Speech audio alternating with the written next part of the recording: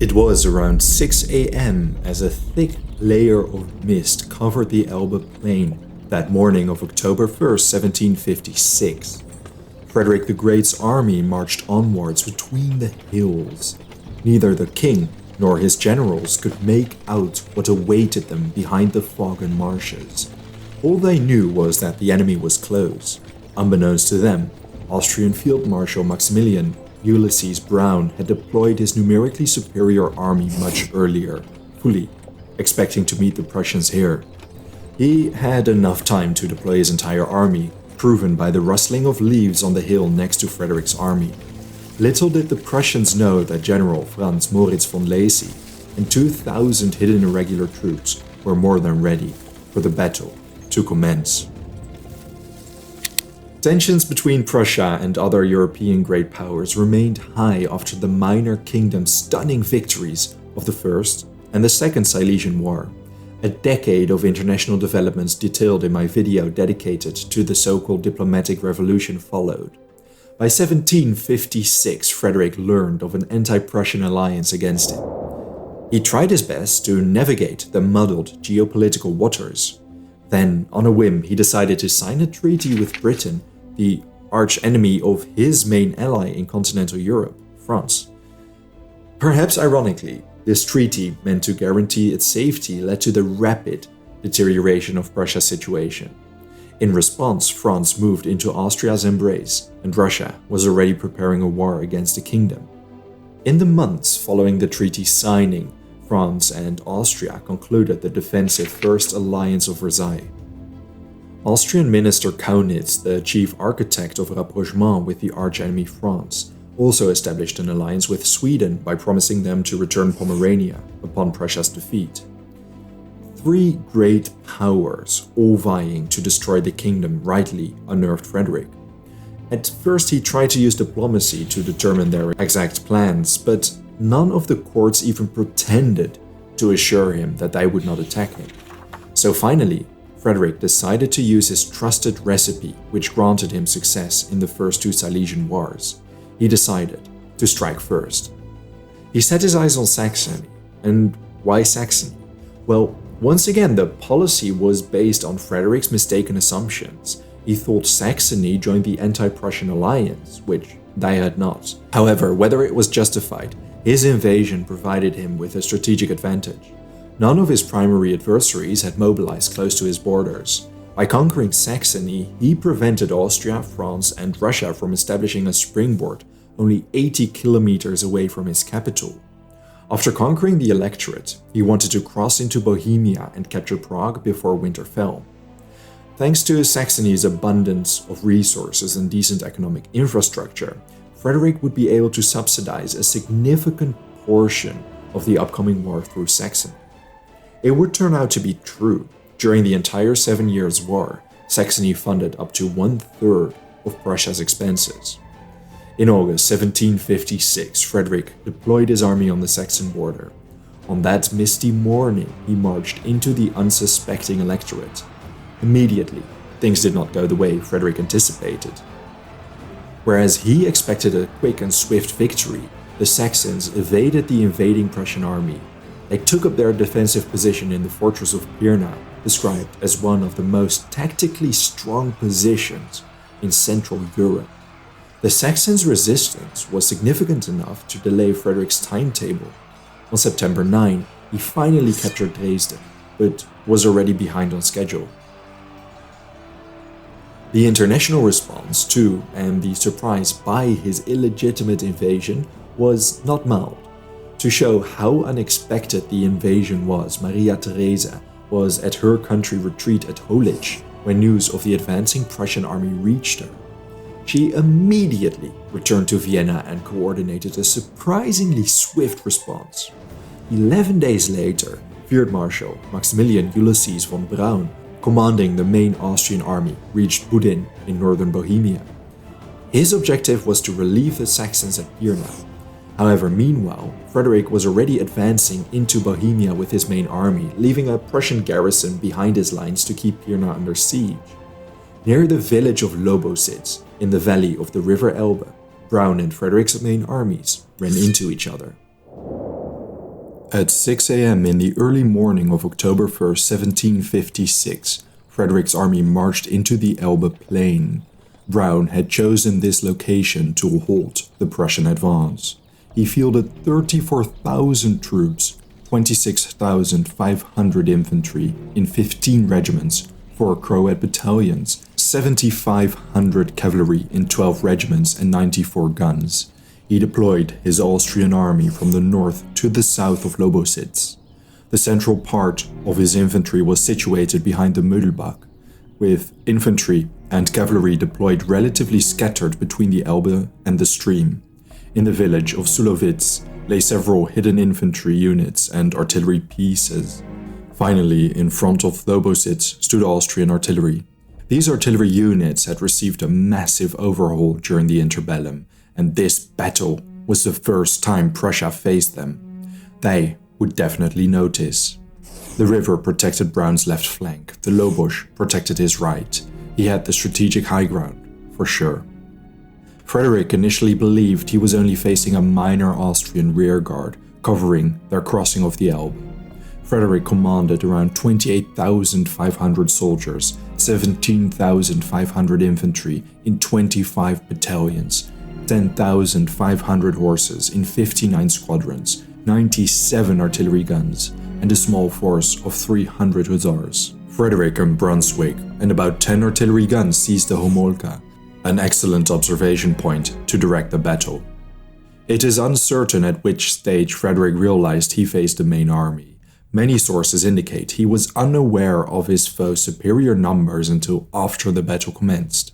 As the Prussians arrived, General Lacy, commanding around 2,000 Hungarian and Croat irregulars, made his way around the Lobusch, intending to fall onto the Prussian army from an elevated position. As soon as the Prussian infantry entered the Elbe Valley, the Austrian artillery, positioned in front of Lobositz, opened fire on them. The Prussian artillery returned fire in response. Though unknown whether Frederick noticed Lacy's outflanking maneuver, he ordered August Wilhelm, Duke of Brunswick-Bevern, and his entire Prussian left flank to seize the Lobusch hill. The infantry began the climb. They ran into Lacy's irregulars on top, and heavy combat ensued. Due to the uneven terrain, the combat was not orderly, and infantry was scattered around, fighting for their lives. Frederick ordered Lieutenant General Friedrich Wilhelm von Kiau's cuirassiers to scout the valley and expose Browne's center and left positions. Frederick still considered the army he faced a minor force, although Kiau warned the king that the fog may hold more than the king imagined. Kiau split up his cavalry, with part moving against Sulowitz and its infantry, part against Lobositz. Skirmishes erupted in front of Sulowitz, while Kiau continued towards Lobositz. Austrian dragoons exploited the emerging gap by flanking Kiau's cavalry. A savage skirmish evolved, slowly moving towards Lobositz. Then, suddenly, the Austrian cavalry commander ordered to disengage. The Prussians found themselves close to ditches from which Croat irregulars emerged. These opened fire against the surprised cavalry. Strategically hidden artillery to their west joined the murderous fire. Then, the dragoons re-engaged, crashing into Kiau. The Prussian cavalry deteriorated into a chaotic and unorganized rout. At a terrible cost, the cavalry at Sulowitz attempted to protect them, to no avail. As they fell back, the fog cleared, and for the first time Frederick saw the extent of his enemy, stretched from the Mühlbach to Velhouten.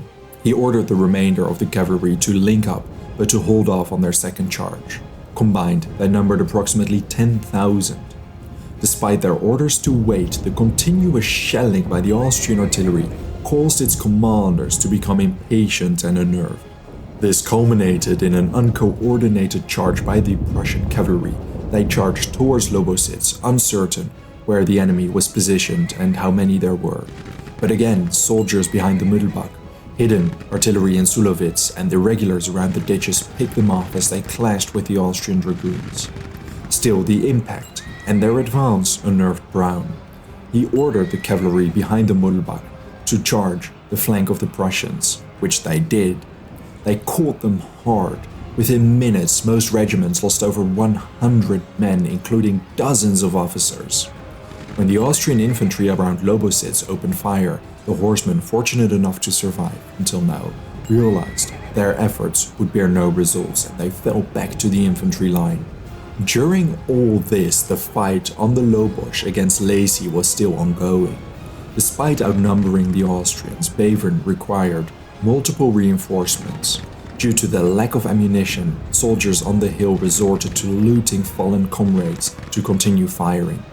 The rest of the infantry had remained relatively dormant throughout the entire battle, similarly to Browne's main army behind the Mödelbach.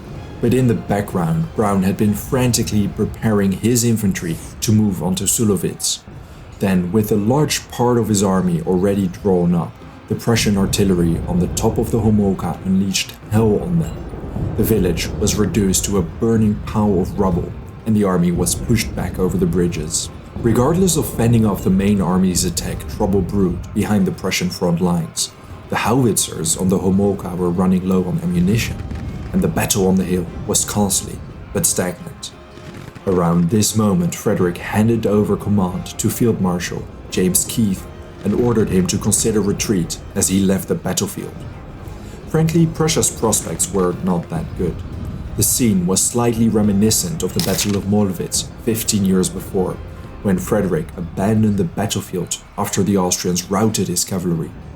But then Prussia's fortune changed. On top of the Lobosch, fighting had deteriorated to savage hand-to-hand musket butt and bayonet fighting. The slopes were covered with corpses, but Bevern did come out on top. He pushed Lacy's irregulars off the hill. Exhausted, they fled towards Velhoten and Lobositz. The subsequent interplay on the Prussian side was nothing short of exquisite. Keith ordered the Prussian left to charge in Lobositz's direction. The right was to defend the Homolka in case of a counterattack. He also sent a messenger to Frederick to inform him of their change in fortune. The Prussian infantry put up a brutal fight against the Austrians between Lobositz and Velhoten. The fighting was fierce and ruthless, but they soon pushed through as their artillery lit up Lobositz. The Prussians advancing picked off whatever infantry remained in the burning village. All houses were on fire as the infantry moved from house to house. Most Habsburg troops jumped in the Elbe in the hopes of escaping. Some fled to the west towards the other side of the Mödelbach. Pursuing them was impossible, for the fresh Austrian infantry on the other side launched volleys against the Prussians. It showed the Prussians hadn't decisively won, but they certainly hadn't lost. Understanding his precarious position, Browne ordered the general retreat for the main army behind the Mödelbach. The battle had lasted over 9 hours. Once again, the artillery and cavalry combat proved inconclusive. It was the Prussian infantry saving the day. The Prussians suffered 2,906 casualties, whereas the Austrians suffered 3,291. The Prussian army camped on the field of battle. In his letters after the battle, Frederick recounted how the Prussians routed the over twice more numerous Austrian army. But of course, this was not the entire truth. In fact, despite perhaps traditionally emerging victorious, perhaps Browne has to be credited with at least fighting to a draw. He voluntarily withdrew and suffered a similar number of casualties, but he had commanded a larger force. Perhaps more importantly, the Habsburg army was not as easily defeated as had been the case during the 2 Silesian wars beforehand. Frederick realized the army he faced was wildly different from that a decade earlier, writing in a report detailing the battle that the Austrians are more cunning than formerly, and you can take it from me that if we cannot put much heavier cannon against them, it would cost innumerable lives to beat them. The taking of the Lobosch was reminiscent of the assault against the Granerkoppe back in 1745 at the Battle of Soor. This was an incredibly costly affair, but ultimately proved crucial in securing a victory. A few days after the battle, Browne personally commanded 8,000 Austrian soldiers pushing north towards the region where he agreed to meet the Saxon garrison. They were supposed to break out and meet him there, but the Saxons were unable to do so, and on October 14, over 15,000 soldiers surrendered to the Prussians. Despite this setback for the Austrians, the 6-week delay meant that Browne and his army quartered in Prague for the winter, while Frederick was stuck in Dresden. A surviving account from one of the Prussian officers participating in the battle reveals a lot about what Prussia and Frederick were up against. On this occasion, Frederick did not come up against the same kind of Austrians he had beaten in 4 battles in a row.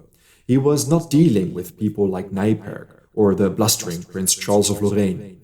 He faced Field Marshal Browne, who had grown grey in the service and whose talent and experience had raised him to be one of the heroes of his time.